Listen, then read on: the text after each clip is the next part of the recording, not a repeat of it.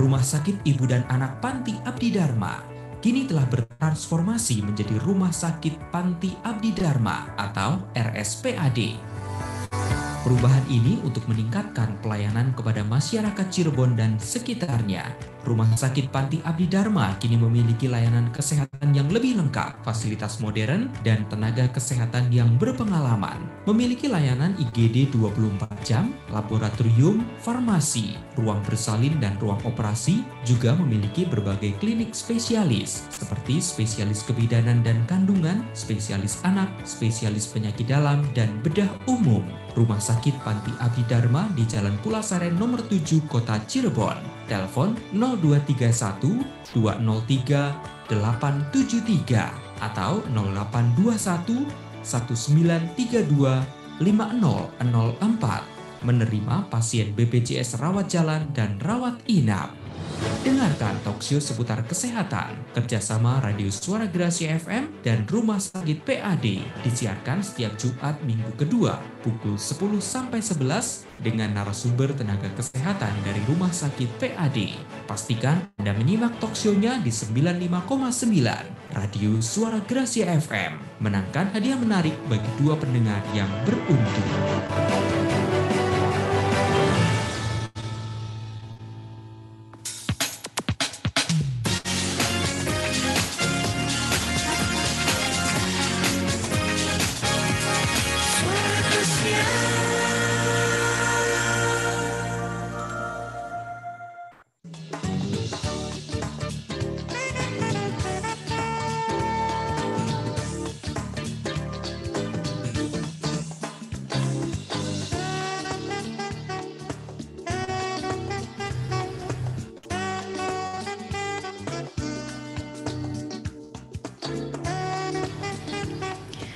Suara Gracia FM, The Sound of Life. Tuhan adalah penolong dan raja. Shalom, selamat siang keluarga Gracia semuanya. Apa kabar siang hari ini? Senang sekali saya Winnie kembali menjumpai keluarga Gracia di hari Jumat tanggal 8 Juli dalam program Harmoni. Ya, siang hari ini keluarga Gracia Jumat sehat. Saya percaya kita semua dalam keadaan yang sehat, baik-baik saja. Itu adalah harapan kita semua ya keluarga Gracia, untuk kita tetap terus beraktivitas dalam setiap tanggung jawab dan pekerjaan kita. Oke, di siang hari ini di 1 jam yang pertama kita akan bersama-sama kembali dengan Rumah Sakit PAD yang ada di Jalan Pulasaren Kota Cirebon, yang akan membawakan tema-tema kesehatan untuk kita semuanya. Dan tentunya keluarga Gracia juga kami mengundang Anda untuk bisa bergabung siang hari ini dalam setiap pertanyaan yang mau ditanyakan, karena kita punya tema yang sangat bagus banget nih keluarga Gracia siang hari ini, dan sangat sayang sekali kalau dilewatkan begitu saja. Ditambah lagi nanti kalau pertanyaan Anda terbaik, kami akan berikan 2 hadiah spesial untuk 2 pendengar yang terpilih dengan pertanyaan yang paling terbaik. Ada merchandise cantik persembahan dari Rumah Sakit PAD untuk Anda. Oke, caranya gampang, keluarga Gracia bisa telepon langsung di 0817222959 atau di 205300. Yang mau kirim pesan pendeknya juga boleh di nomor HP tadi ya, 0817222959.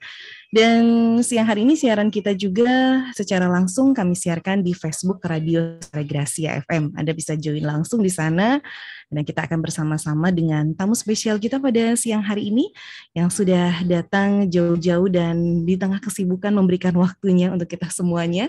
Ya, senang sekali bisa bersama-sama dengan Mbak Anggi. Selamat siang Mbak Anggi. Selamat siang. Apa kabarnya Mbak Anggi? Baik, sehat-sehat selalu dan ceria.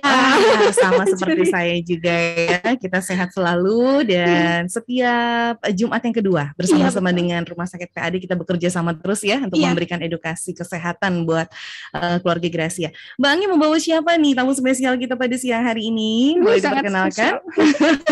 Sangat spesial, dokter terkeren ya. Betul banget.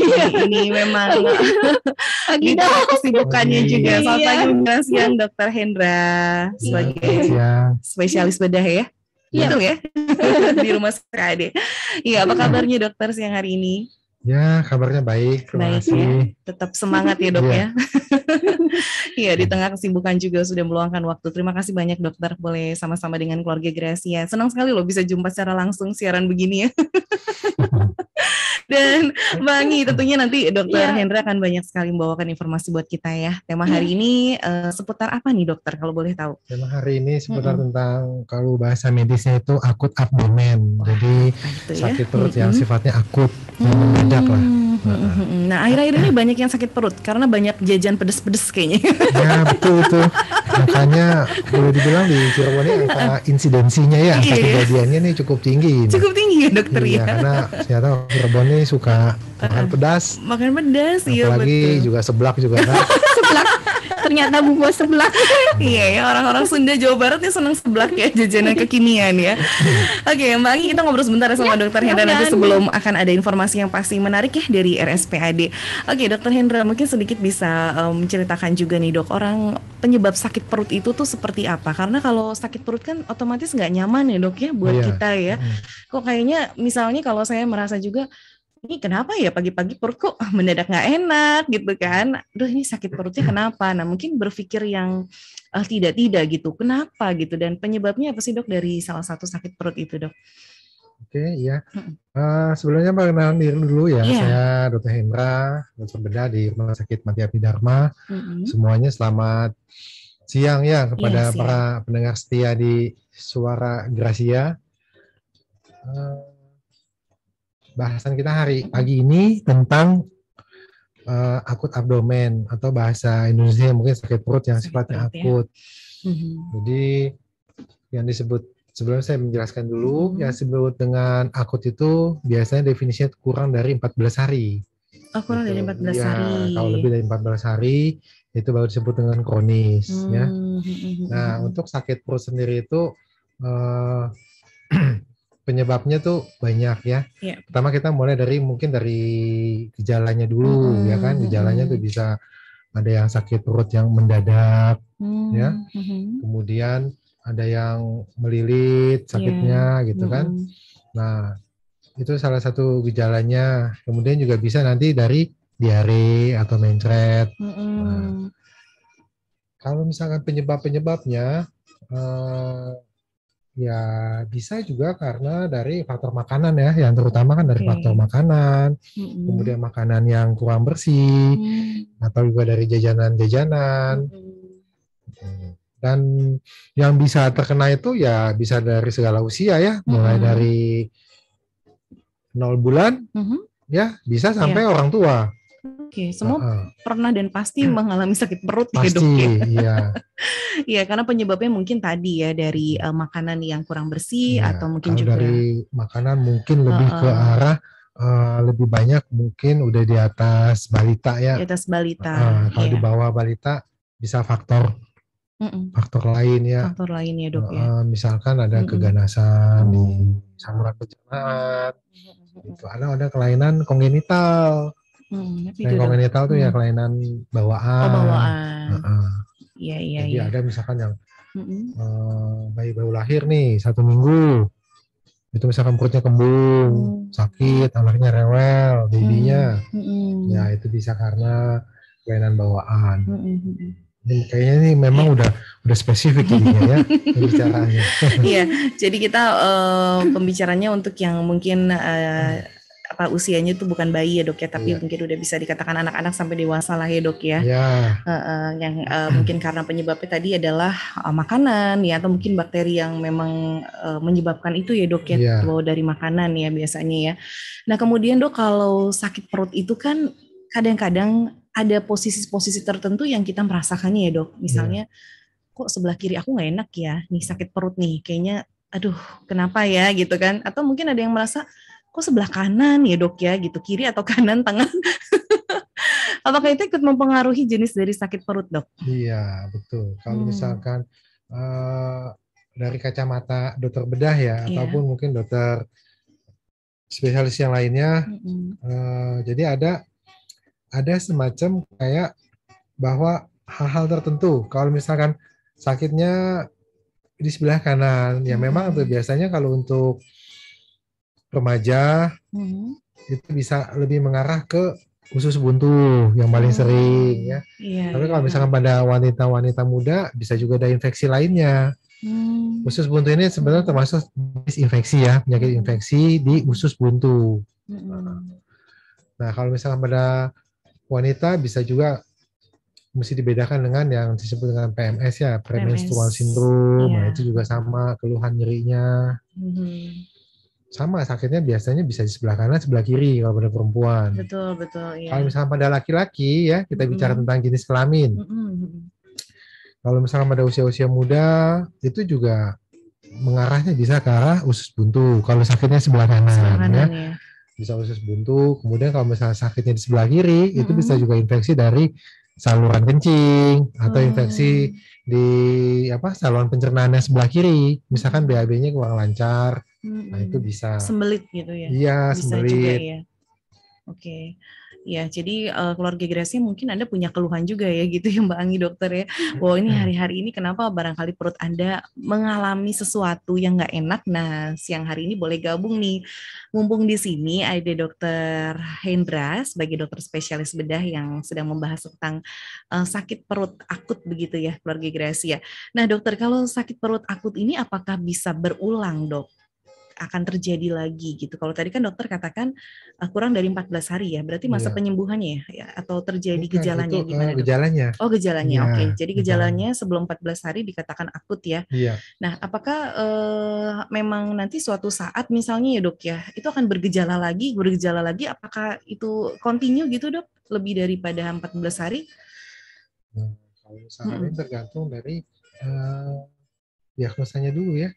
Kalau misalkan nih penyebabnya diagnosanya kalau ini arahnya ke sakit mah ya. Nah, kalau sakit mah kan pasti setelah sembuh. Kalau misalkan dia stres atau makannya telat, nah itu pasti akan berulang. Penyakit sakit mahnya itu dia akan terus berulang. Gitu. Tapi kalau misalkan penyakit infeksi ya, semacam kayak usus buntu, nah itu kalau misalkan setelah dioperasi penyakit usus buntunya dia tidak akan berulang.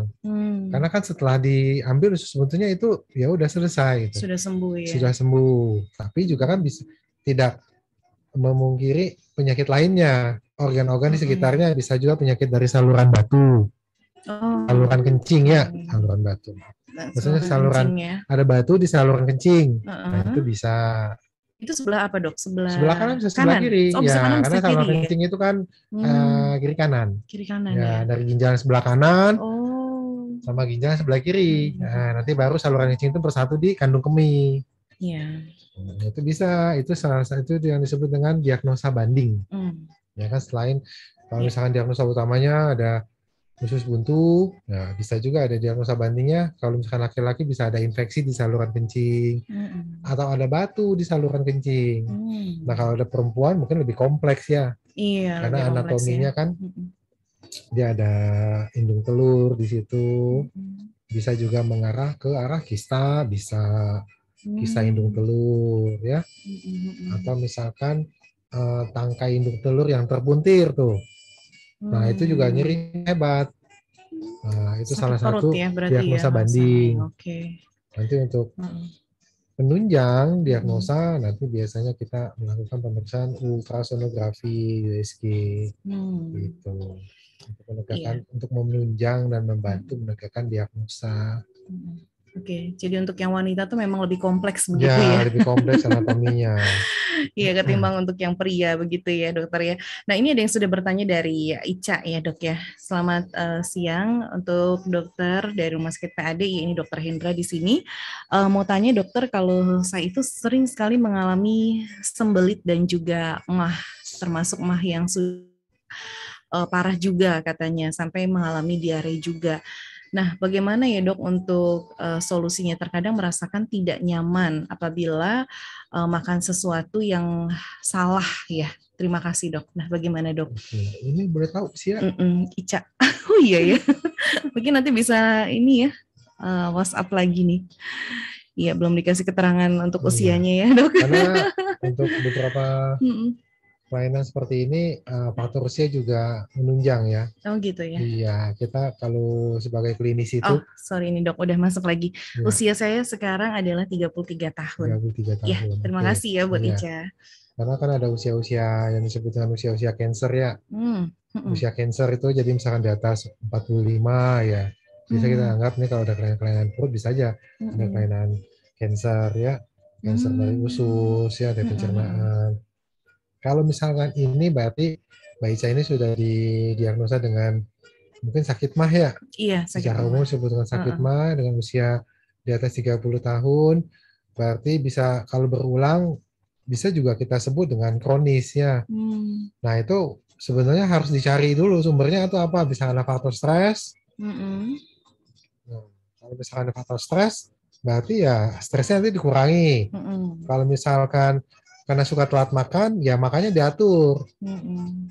Tiap pagi harus sarapan ya, kemudian dikurangi atau dihindari ya yang sifatnya asam, makanan yang asam, pedas, nah itu harus dihindari. Jadi terapi yang utamanya dicari kausanya ini apa? Stres, karena faktor stres itu juga memicu peningkatan asam lambung. Ya. Jadi kita di sini bahas tentang sakit MAH dulu nih ya, jadi nggak melebar kemana-mana ya. Kita bahas tentang sakit MAH, faktor stres dulu yang utama, kemudian faktor disiplin makan, jangan telat. Misalkan sarapan harus sarapan, terus secukupnya. Kemudian siang makan, sore makan. Nah kalau misalkan telat nih nggak sarapan pagi karena punya sakit MAH, ya kalau bisa makan dulu sekitar 5 sendok makan. Nanti 1 jam kemudian baru diulang makan porsi normal. Gitu ya? Iya, jangan langsung makan banyak. Nanti jadi begah gitu rasanya ya kadang-kadang ya dok. Atau kalau mau lebih pasnya lagi bisa diteropong di endoskopi namanya. Endoskopi, ya. Iya, nanti lambungnya di endoskopi. Gitu. Ya, mungkin sampai saat ini kalau dia belum ada alatnya. Nanti segera ada ya. Ke rumah sakit lain bisa untuk diteropong ya. Oke. Iya. Nah kalau masalah sembelitnya sendiri bagaimana nih dok tadi disampaikan? Sembelit itu biasanya kadang nggak nyaman katanya dok. Semuanya karena faktor makanan sih sebetulnya. Kalau gangguan di pencernaan itu lebih utama karena faktor makanan, ya. Sembelit misalkan mungkin dia kurang serat atau buah, itu aja. Itu aja ya, mungkin solusinya makan sayur ya. Banyak makan sayur sama makan buah dan minum air putih. Air putih supaya lancar ya dok ya, BAB-nya itu dia buat melunakkan fesesnya. Kalau misalkan udah sering sembelit ya, kalau bisa dari makan dulu ya kan, makan buah-buahan yang banyak, pepaya, pisang, sayuran. Kalaupun nggak bisa juga ya boleh juga pakai dibantu dengan obat ya. Ada obat yang buat dimasukin lewat anus. Nah itu nanti bisa dicoba. Iya. Oke, Ica, semoga sudah jelas ya penjelasan dari Dr. Hendra. Nanti kalau belum jelas boleh tanya lagi ya dok. Iya. Ya, oke. Ada satu lagi yang sudah bergabung dari Eri pagi hari ini. Selamat pagi Kak Winnie, kemudian kakak petugas dari PAD ya dengan Mbak Anggi ya, dan juga selamat pagi Dr. Hendra. Saya mau tanya, saya dengar dari teman seseorang yang terkena COVID juga awalnya mengalami sakit di bagian perut. Nah, ini apa yang terjadi dok? Terima kasih. Terima kasih buat Eri. Silakan. Ya mungkin. Ya, spesifik ya. Bagus ini pertanyaannya nih.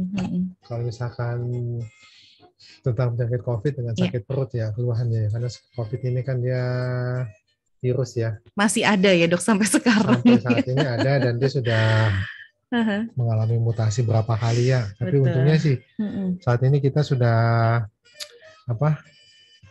angka kejadiannya sudah jauh menurun lah ya. Dari PPKM juga sudah level 1 ya. Mengenai itu salah satu komplikasi ya sebetulnya sakit perut pada pasien COVID ya. Jadi pada saat yang paling utama dulu yang varian Delta. Ya. Nah itu memang gejalanya ya pada diare. Diare ya dok? Iya diare. Jadi ini kan pertanyaannya kenapa sakit perut? Ya karena memang itu salah satu komplikasinya yang bisa saya jawab ya. Itu salah satu komplikasi dari COVID yang saat itu tuh varian Delta. Itu sakit perut. Menyerang ke menyerang pencernaan ya, kita, selain ke paru-paru ya. Iya. Nah, dia memang menyerang sistem pencernaan jadi pada diare. Dan itu diarenya diare parah gitu ya dok ya, termasuknya? Tergantung dari imun ya. Kalau kita bicara keparahan seseorang ini itu tergantung dari imunitasnya. Kalau imunitasnya bagus, ya mungkin hanya 1-2 hari ya. Kalau misalkan beberapa pasien yang survive ya, yang dirawat tuh yang saya tahu itu pasien yang survive ya. Kalau yang imunnya mungkin yang usianya nggak usia lansia ya, yang nggak usia lansia itu masih mungkin bagus sampai imunnya 2-3 hari ya. Memang ada yang masif ya, ada yang sehari sampai 10 kali diarenya. Sampai lemes banget itu bisa iya, kebayang pasti lemes ya. banget. Makanya kalau yang usianya masih produktif, ya mungkin dia dengan minum air putih ya buat mengganti cairan dan elektrolit ya supaya tidak dehidrasi ya. Nah itu harus banyak minum, banyak makan buah. Memang pasti pada saat kena COVID itu semuanya itu sakit, tulang-tulang sakit, nafsu makan juga menurun. Cuma ya mau tidak mau ya harus memaksakan diri supaya kita ada asupan ya dok ya. Asupan supaya nggak dehidrasi. Oke. Iya. Jadi kecenderungannya memang menyerang perut ya dok ya sampai sakit perut. Enggak, kecenderungannya itu kena paru-paru. Iya, yang utama pasti paru-paru kalau COVID ya. Terus komplikasinya itu, nah itu dia kena pencernaan, nah, klinisnya dengan diare. Oke. Ya, semoga Bu Eri puas dengan jawaban Dokter Hendra. Nanti boleh tanya lagi mungkin yang lain ya. Ya, kemudian dok, kalau saya pernah dengar juga selain adanya sembelit yang bisa menyebabkan sakit perut, kemudian diare juga ya dok ya, lalu emah juga. Nah, mungkin kayak tadi ada usus buntu juga. Nah, kalau yang namanya flu perut itu yang kayak gimana ya dok? Ternyata perut tuh bisa flu ya. Ini tuh yang apa sih dok gitu? Ini bagus loh ini pertanyaannya nih tentang flu perut gitu ya Mbak Anggi ya.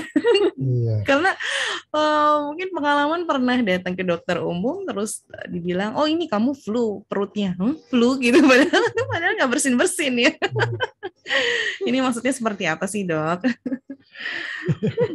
Flu perut ya. Sebetulnya ini hanya istilah aja sih. Istilah kalau ya. Misalkan flu perut itu biasanya kan pada orang yang flu itu badannya tidak enak ya kan, kemudian juga demam ya. Jadi ke arah gejala klinis. Nah ini dianggap kalau misalkan flu perut itu pasti penyebabnya karena infeksi virus ya. Jadi yang paling dirasakan ya perutnya pasti sakit, melilit, kemudian diare, kemudian juga demam. Jadi lebih ke arah gejala klinis yang disebut dengan flu perut itu. Penyebabnya ya terutama sih pasti virus, bukan bakteri. Tapi bisa juga bersamaan tuh juga bisa. Karena dalam pencernaan kita juga sendiri normalnya tuh ada bakteri juga, ada bakteri-bakteri normal. Nah, yang normal ya dok ya? Iya, jadi itu yang disebut dengan flora ya, flora normal di dalam pencernaan. Terus kalau misalkan pada saat pencernaan kita terinfeksi nih, terinfeksi virus atau bakteri lain, nah si flora normal ini dia berubah bisa menjadi patogen. Tuh. Patogen itu yang merugikan ya dokter ya. Patogen itu yang merugikan tubuh kita. Dia berubah, itu dia nanti yang menimbulkan klinis seperti diare, perut melilit, kemudian sakit. Jadi lebih ke gejala klinis flu perut ini. Dan penyebabnya biasanya tuh virus. Demam. Ya seperti itu ya dok ya, berarti ya namanya flu perut ya dok ya. Nah ini biasanya terjadi apakah khusus buat orang dewasa aja atau mungkin anak-anak bisa kena flu perut juga sih dok? Kecenderungannya gitu usia berapa dok? Iya. Karena kalau anak-anak juga kita kadang-kadang ini juga ya bingung juga nih gejala-gejalanya kan. Kenapa ya anakku nih kok mungkin ngeluh sakit perut gitu ya, tapi ternyata kayaknya seperti lebih dari sakit perut gitu. Kalau orang tua kan macam-macam ya dok, mikirkannya anakku nih kenapa gitu. Apakah anak-anak juga pernah terjadi sih dok flu perut ini? Kalau misalkan penyakit kan dia tidak mengenal usia ya. Iya sih ya dok ya. Anak-anak sampai dewasa. Mungkin yang harus diperhatikan kalau misalkan anaknya ada yang sakit perut seperti ini, ya mungkin perlu ditanya sebelumnya ada makan apa. Iya, bisa juga kalau faktor keracunan kan bisa ya, keracunan makanan, yang makanan yang tidak higienis. Tidak higienis ya. Gitu. Iya. Jadi nanti bisa menyebabkan ya infeksi di pencernaan. Oke, iya. Mudah-mudahan keluarga Gracia bisa memperhatikan hal ini ya dari makanan ya, terutama ya, menjaga kebersihan makanan yang higienis ya, mungkin masak di rumah sendiri ya dok, itu paling higienis ya. Ya oke, ini ada yang bertanya juga. Ya, dokter, saya Irma, usia 35 tahun ya dok ya. Apakah betul kalau infeksi saluran kencing itu lebih sering terjadi pada wanita dibandingkan pria? Lalu apa saja sih dok ciri-cirinya apabila seseorang, khususnya wanita yang memiliki atau punya gejala, dia ternyata infeksi saluran kencing? Apakah tidak bisa menahan kencing katanya? Cepat sering ke toilet kayak. Terima kasih buat Irma ya. Nah, kalau kita bicara angka kejadian ya, angka kejadian saluran kencing pada pria dan wanita itu kenapa lebih sering pada wanita? Satu, karena kelembapan ya. Faktor kelembapan ya. Pada wanita ya. Kemudian pada wanita itu kan dia juga ada flora-flora normalnya ya. Ya, ada flora-flora normalnya. Nah, itu kalau misalkan tidak dijaga ya, nah itu memang jadi lebih mudah infeksi kalau pada wanita. Dan dia punya saluran uretranya itu pendek. Oh, pendek. Iya, pendek sekali. Kalau pada wanita tuh paling mungkin sekitar mungkin di bawah 5 cm lah. Oh, di bawah 5 cm. Kalau pria kan jelas panjang sekali ya, mulai dari ujung penis terus sampai ke kandung kemih. Nah, itu kadang mungkin bisa sampai di atas 15 sampai 30 panjang saluran uretranya. Kalau berarti satu tadi apa? Kebersihan ya. Kebersihan ya. Kemudian gejala ya. Gejalanya ya, dok. Kalau gejala dari infeksi saluran kencing itu paling sering itu kalau kencing itu sakit, nyeri. Oh, nyeri ya. Iya, ada rasa nyeri, panas. Nah, itu kemungkinan ada infeksi di saluran kencing. Berarti bukan yang bukan seringnya kencing terus ya dok? Kan justru kalau bisa tuh nggak boleh nahan kencing. Oh, begitu ya. Jadi memang kalau misalkan beser ya. Beser, iya. Dengan beser itu ya sebenarnya itu ada semacam kayak kelainan di syarafnya. Bukan infeksi. Oh, gitu ya. Kadang-kala gitu ya. Paling mudah sih mendeteksi ada infeksi saluran kencing atau tidak ya tinggal diperiksa urin aja. Cek urinalisanya. Kalau misalkan terdapat bakteri positif, nah berarti ada infeksi. Seperti itu ya. Iya. Kemudian harus banyak minum, ya. Nanti beser terus ya dok. Iya, nggak apa-apa ya. Iya, dan jangan suka nahan kencing. Iya, jangan suka nahan kencing ya, gitu ya. Yang baik wanita ataupun juga pria ya dok ya dilarang gitu ya. Walaupun pria kan tadi katanya yang Bangnya punya lebih panjang gitu ya daripada wanita. Saluran kencingnya ya. Uretra namanya. Oke, baik ya. Ya, terima kasih buat Irma yang sudah bergabung di siang hari ini juga. Nah, dokter, kalau mengenai konsumsi makanan juga dok, supaya perut kita tetap sehat, ya dok ya. Itu sebaiknya apa sih dok saran dari dokter? Karena kita tahu sekarang makanan yang kekinian itu kan banyak mengandung lemak-lemak juga dokter ya. Iya. Apakah itu ikut mempengaruhi juga dari kesehatan perut kita apabila kita mengkonsumsi makanan yang berlemak?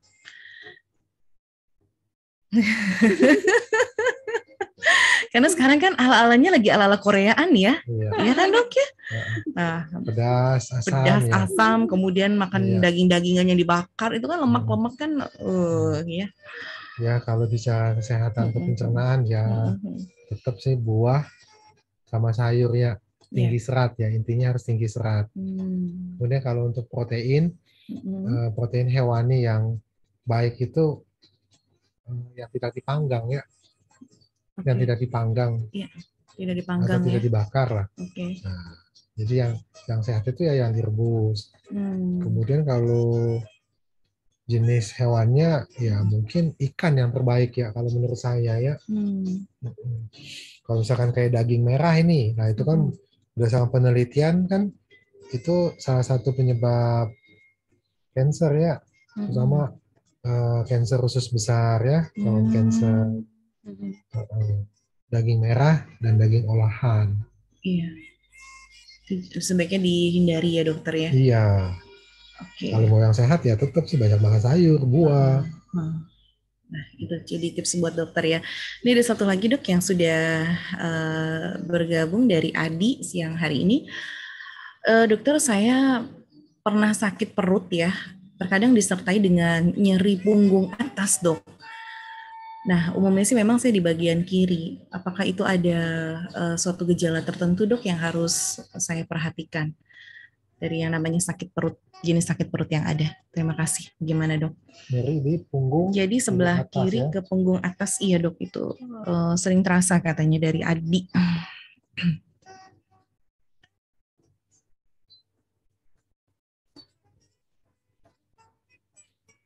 Nyeri atas. Ini spesifiknya sudah berapa lama coba nyerinya? Ya mungkin nanti bisa kirim lagi ya untuk Adi ya. Oke, nah ini saya rasakan kalau tertentu aja dok. Jadi kayak kerasanya perut itu seperti nyeri emah katanya gitu dok. Tapi kok kerasanya itu sampai ke punggung atas. Ya.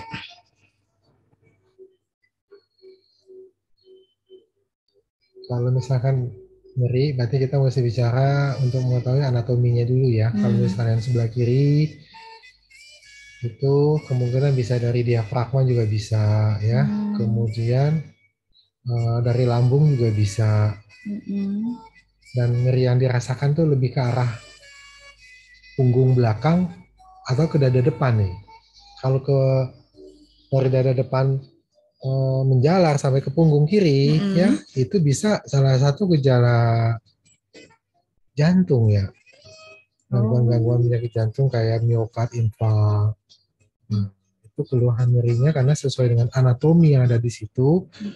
Nah itu posisinya ya lebih ke arah jantung, atau juga bisa juga otot ya, otot punggung di belakang.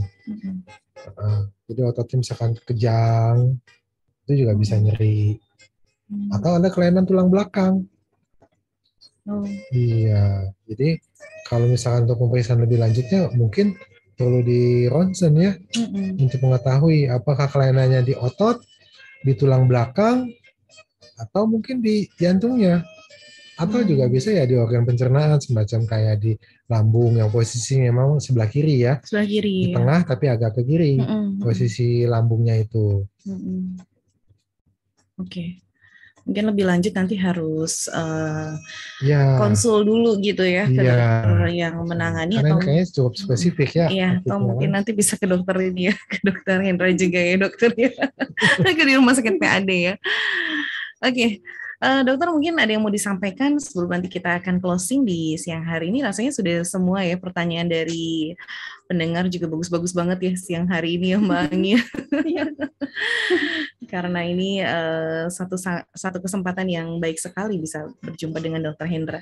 Ada yang mau disampaikan dok dengan tema kita pada siang hari ini? Iya, ini lumayan ya pertanyaannya, kalau menurut saya ini bagus ini. Pertanyaannya cukup spesifik ya. Spesifik ya dok. Jadi bermanfaat juga buat yang bertanya, juga untuk teman-teman yang lain ya, yang ikut mendengarkan juga. Kemudian kalau tema tentang sakit pencernaan ini ya, memang sih untuk pola hidup sehat ini itu harus usaha ya, makan sayur. Soalnya anak saya sendiri juga sulit makan sayur. Jadi saya paling mengakalinya ya mungkin dengan gimana, dok? Ya vitamin ya, vitamin atau kalau nggak minum susu yang nutrisi seratnya juga tinggi, ada. Paling itu aja sih ngakalinya seperti itu. Oke. Nah untuk yang kita juga mungkin apa ya, menjaga makanan itu memang penting sekali ya dok ya, supaya nggak sakit perut ya nantinya ya, dan kesehatan organ pencernaan kita tuh semuanya baik-baik saja ya dok ya. Oke, baik, terima kasih banyak Dokter Hendra untuk kesempatan siang hari ini kita boleh berbincang-bincang mengenai hal sakit perut. Nanti ditunggu lagi tema berikutnya ya dokter ya. Ya, bagaimana Mbak Anggi untuk hal-hal yang terbaru nih dari RSPAD yang perlu disampaikan untuk keluarga Gracia. Dan Dokter Hendra juga praktek di Rumah Sakit PAD kan ya? Iya betul. Hari apa saja itu? Oke, nah ini untuk keluarga Gracia yang memang punya gejala akut abdomen atau sakit perut ya dok ya, ataupun memang penyakit lainnya yang memang memerlukan pemeriksaan ke dokter bedah. Nah, bisa periksa ke Dokter Hendra Purnama, spesialis bedah di hari Kamis dan Jumat jam 3 sampai jam 5 sore ya dok. Betul, iya. Dan untuk yang lainnya kami punya program lagi nih, Bu ini. PAD mulai program ini kelas 6 hamil. Kelas 6 hamil di hari Rabu jam 9 sampai jam 10. Terus hari Kamisnya ada kelas pijat bayi dan kelas parenting. Wah, seru ya ini ya. Sama jam 9 sampai jam 10. Gratis ini? Gratis. Iya, gratis. Ya. Asik ya keluarga Gracia. Jadi untuk keluarga Gracia yang lagi hamil, ibu hamil ya. Atau mau pijat bayi, langsung ke PAD saja. Iya.